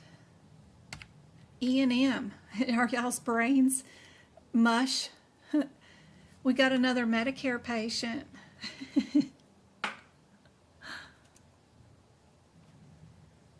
Got another Medicare. Oh no.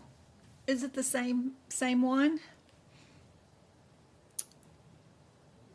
It might be the same question.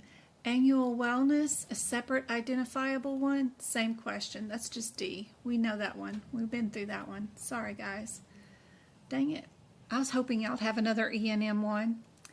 All right, what about this one? Which cells produce hormones to regulate blood sugar? Which one is it?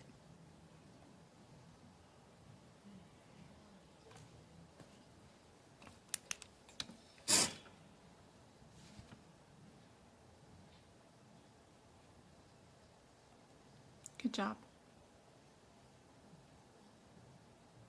Which one plays a role in 3 different systems: endocrine, lymphatic, and your immune system?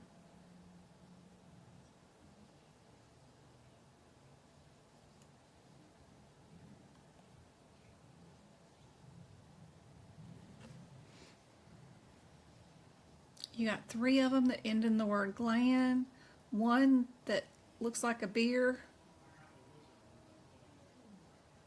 It's blurry. Sorry, guys. Let's see. Oh.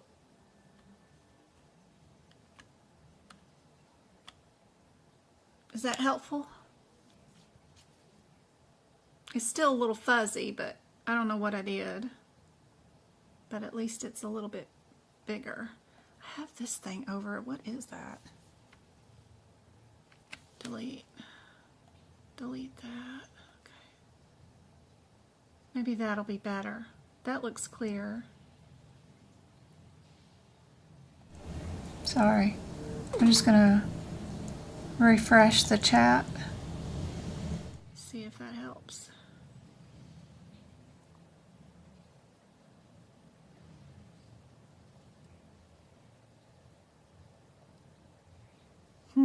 It does. It looks like a beer's name. I don't know. It reminds me of a beer. I don't know why.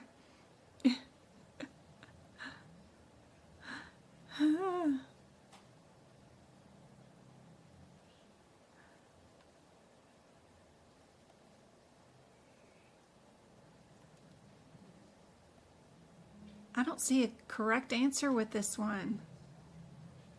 Uh-oh. See no correct answers.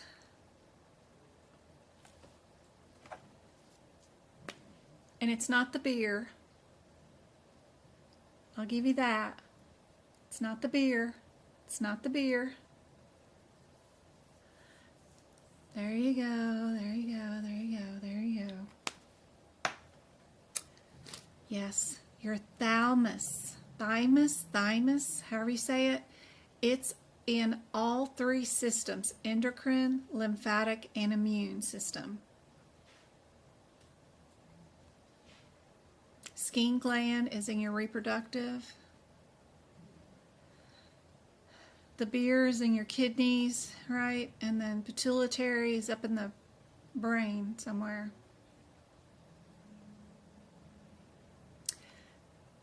This one, if you happen to have the AAPC ICD-10 book for 2024, take a look at page 537.12.B. Take a gander at that sentence. That was on somebody's exam recently, like this week. And it says something about all these T cells and this word THYMOSIN. That one right there.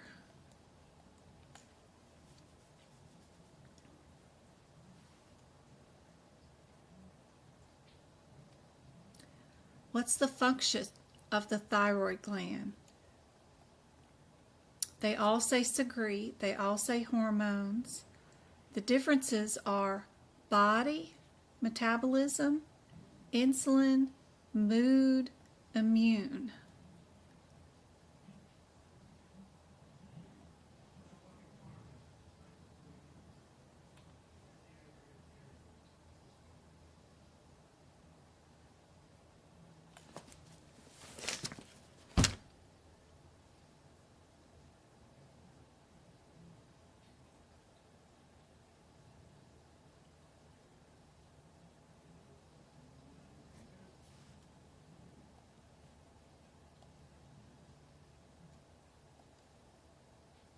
Let me give out another YouTube subscription.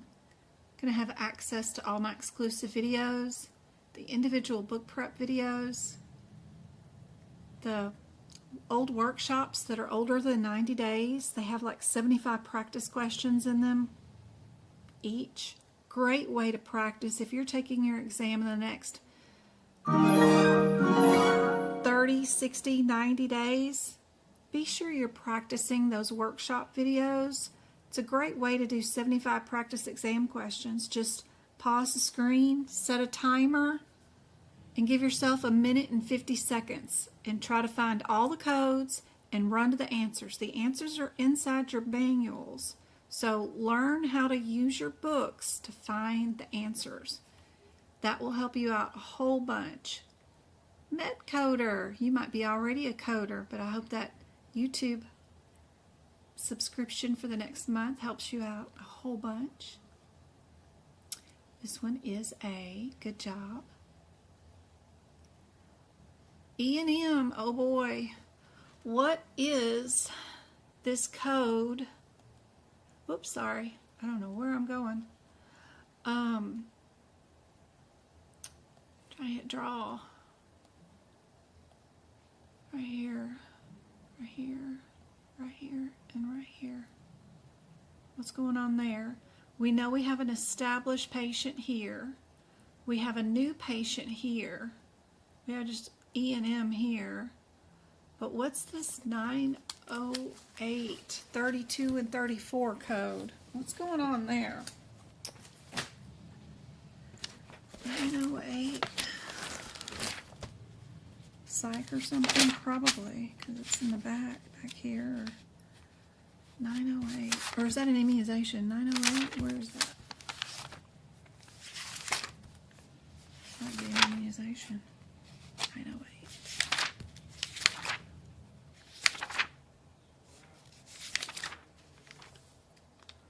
908. 32. Okay. And then 34. All right. And 32. Yep. And then 37. So our differences are time-based. Time-based. All right. So we know inside our question we're looking for time, because time is going to tell us which one of these is correct, and that's going to help us get down to a couple of answers or something, or the correct answer, hopefully.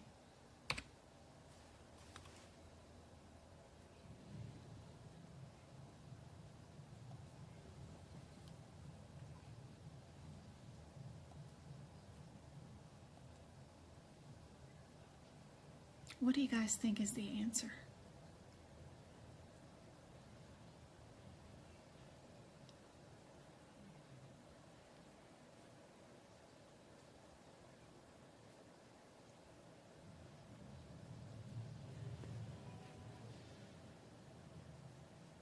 Be sure and type in chat what you think the answer is.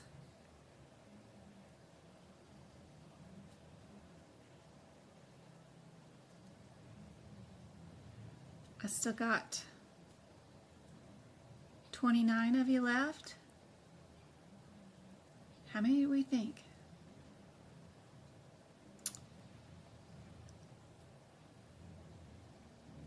You're welcome. You are going to miss out on a great answer for this one. Everybody's got this one wrong also. But you can rewatch this tomorrow. Good night. And I know why, so I'm able to explain this one. Nope, I still do not see a correct answer in chat.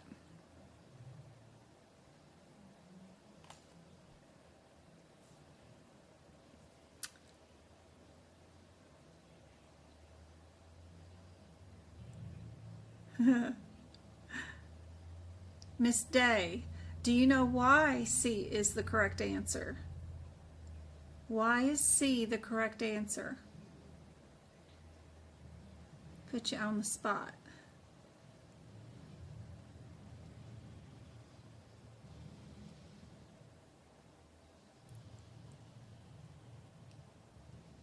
Why is C? Because that's the only answer nobody else had picked.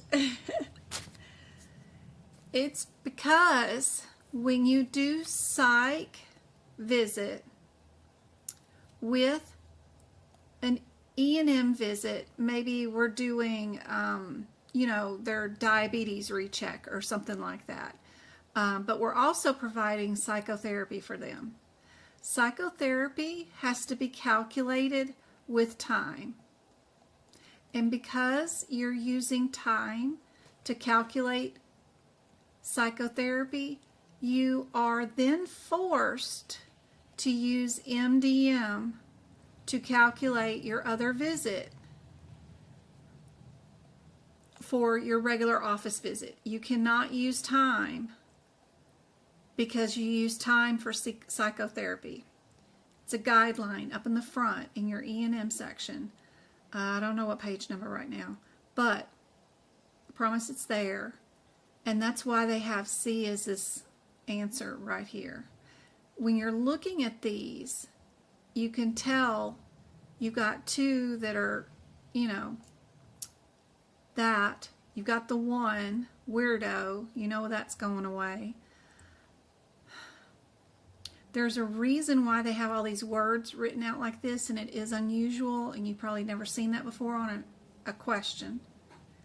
Why do they have it like that? It's because there's a guideline, and the guideline is if your doctor's doing 2 visits in one day with a patient, and one qualifies for psychotherapy, psychotherapy can only be coded with time, then you cannot use time to decide your MDM for your other visit for doing their diabetes or blood pressure or whatever their other visit. It could have been a wellness exam. Whatever it was, you can't use time.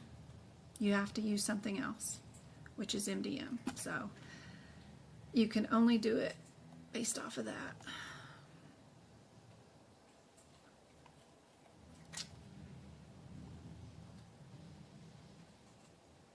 I didn't even throw the rationale down because I know that one. But anyway, I will try to get y'all the page number of where that is in the MDM section in the front.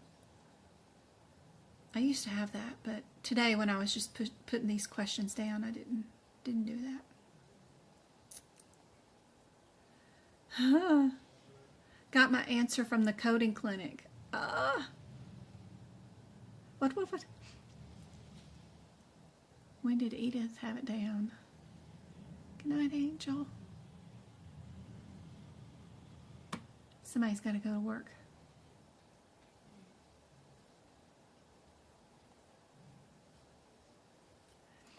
What do you think the answer would be?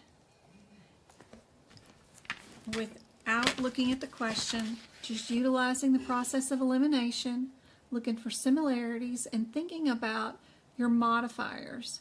Could we utilize the 53 modifier that's in 3 of the answers in the 50,000 code section area? What's going on in those codes? Is that normal, or do we pick the one answer without the modifier? We have 3 answers that all have a secondary CPT code, 2 CPTs versus 1 CPT. They all have the J code. This one has 2 J codes. So does this one, so does this one. 2 J codes. This is the only answer with 1 J code. Then it's got another 5,000 back here. So we got 3 actually. 3, and then we got 3. Oh my Lord. We got 1, and we got 3. Lord, I can't count today. All right. 3 CPT codes, 2 J codes, if A was the right answer. 3 and 1 if B was the answer. 3 and 2 if C is the answer.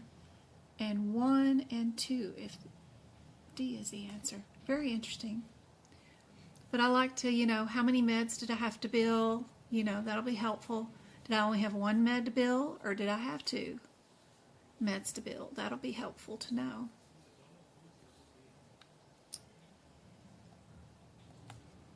I don't know if y'all can see what the madness of my process is for looking up these answers or thinking about which answer is correct, but trying to explain what I see in my head, it's hard.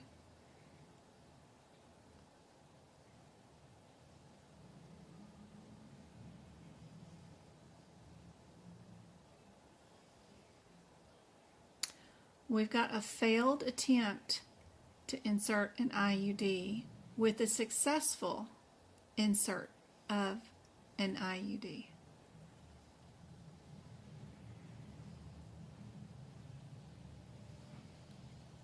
And they're like, just take some ibuprofen when you get home. You'll be fine. Huh.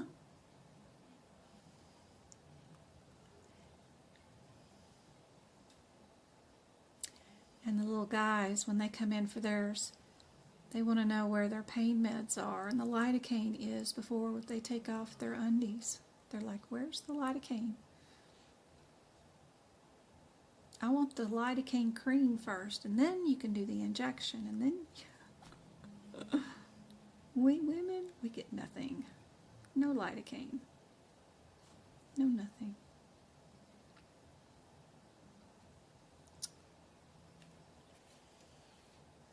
What would be the answer? Hold on, I'll be right back.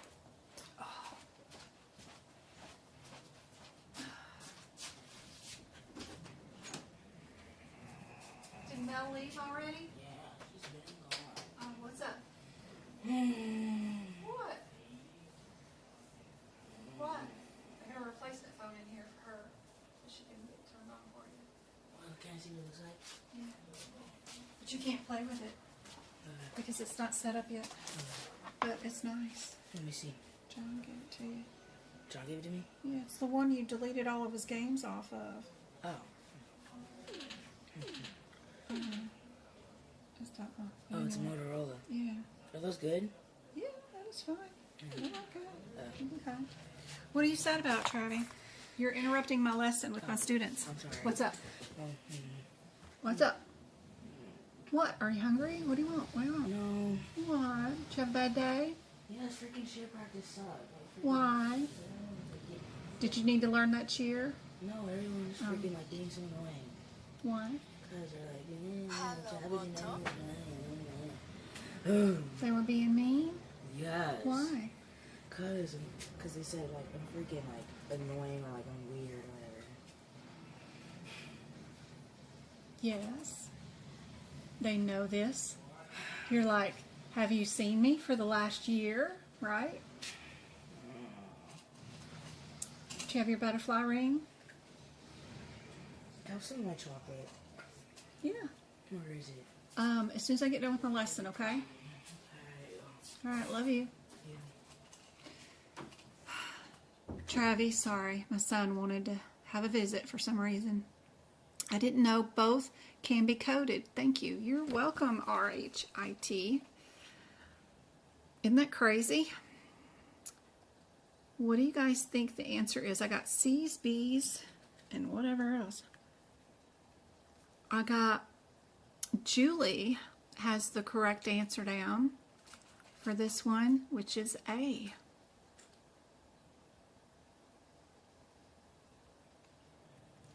Don't ask me. I don't know. I gotta find your rationale for that, but I can see where we'd have the 2 J codes. But the 3 procedures, we've got it down twice. One of them was a failed. What's the 01? Is that just for supplies? Probably. That would automatically go with this one that did get put in.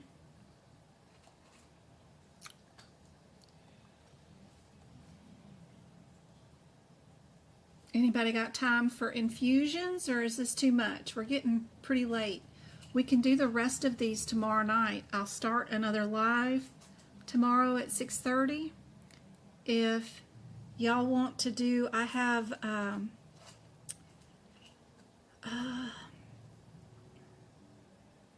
hydration, chemotherapy, E&M, cardiacs coming up after all this. It's probably too much for tonight. Huh. Why be normal, Travis? Be yourself. Aw, Julie. I know. Your brain is done. Okay. We'll do the rest of these tomorrow because they're pretty difficult with the hydration. More E&M, and then I've got those really tough cardiovascular ones again because y'all wanted some more heart ones. So I'll go put up the link now and we'll do some more here. We'll do it here on YouTube. Yeah. Today was hard. It was, Virginia. I'm sorry. But hopefully it shines a light on where we might be getting things wrong. I will go back to that pain one and see what I can find and research that puzzle right there. And maybe find some more pain examples like that, because that's interesting. They got to actually say in the foot or in the knee, not just with arthritis. Why is that? What's the deal? I don't know. I'll figure it out. Y'all are very, very welcome. I'm hopeful this is super helpful. It's pretty cool to do these things with y'all and find things that are interesting and are difficult to do. So I will put up a link and we'll do a bonus session tomorrow night at 6:30. Love y'all, guys. Love you guys. So proud of you guys, and hang in there. Don't feel like you're, doing everything wrong and that you're never going to get this right. I love finding really difficult and hard and challenging questions that I know you will get wrong. So, I'm stacking things against you. So, just so that I can show you cool things. So, anyway, I hope this was helpful, and don't get discouraged. We're in this together, and I will see you guys tomorrow night. Take an exam a month. I just pray I pace the first time. Yeah. You're going to do great. You're going to do fine. You get a lot of them right.